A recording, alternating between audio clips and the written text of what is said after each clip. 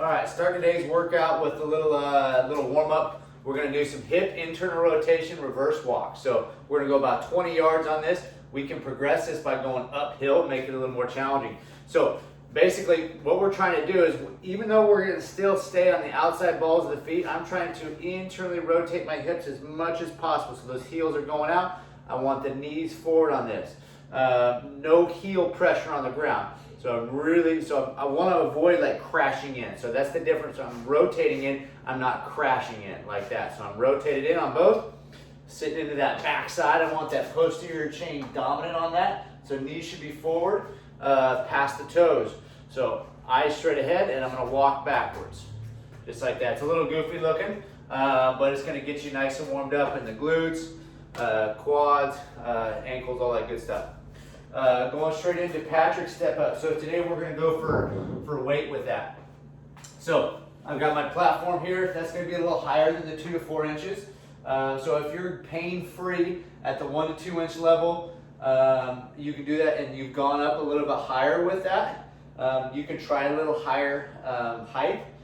So what I want to do is make sure that foot stays flat on there. On this, I'm going to keep that heel right there. And I'm going to lower down.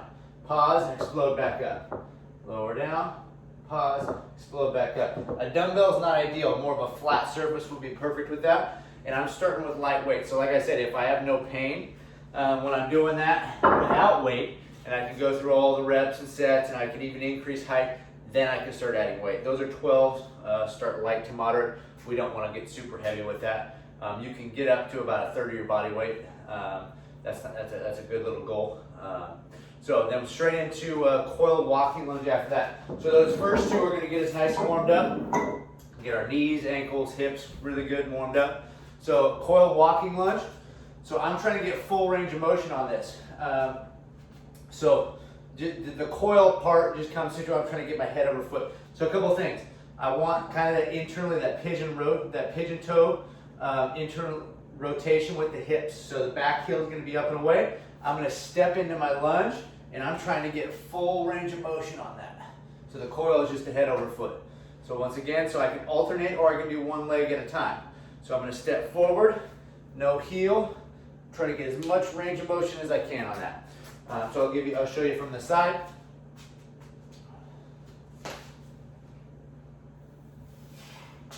And then we can alternate it. So you can go back and forth on that. So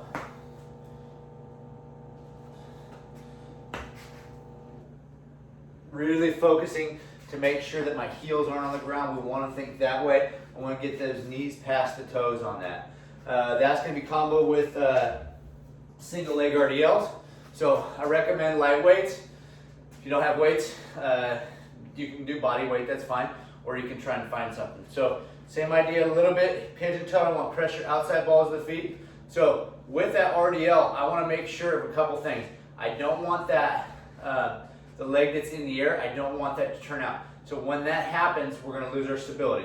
I really want to focus in on getting into that hip pocket on the leg that's doing the work. So a little cue is, so back heel up and away, and I'm just going to maintain that natural arch in my low back. So just like the RDLs, but on one leg.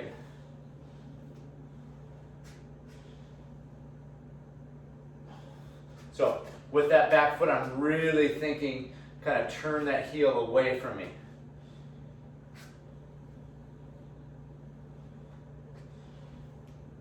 Ooh, a little wobbly there. So that's normal. These are tough. The balance comes as you get better with them. Obviously, I can do a few more to work on that. So 10 each side on that. So after that, we're going to do split squat jumps. So basically, it's just a Russian lunge.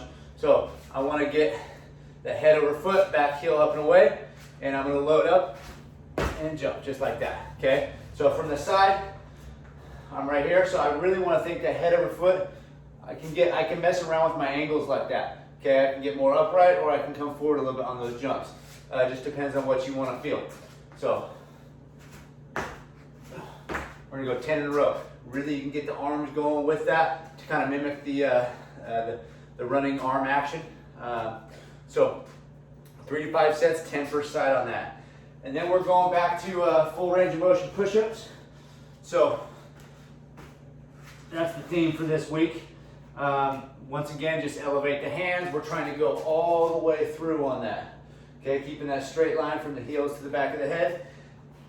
So once again, just to review, right through here. Get all the way in between those, that elevation. Get creative on how to elevate it so you can get that deep range of motion. Just make sure those elbows stay over the wrists. And you're feeling that tension between the shoulder blades and across that chest, not in the front of the shoulders. And then the last thing, we're comboing that with bent over rebounds. This is all I got right here. I recommend like a 2 to 5 pound dumbbell. Keep it light and quick. Boom, I press up just like that. Maintain that arch low back. I'm trying to feel that on that mid scalp, mid back. That's all I got. Enjoy. Any questions, let me know. So if you need to vary anything because of pain, stuff like that, always regress. And if you're not sure on the regressions, ask questions. Thank you.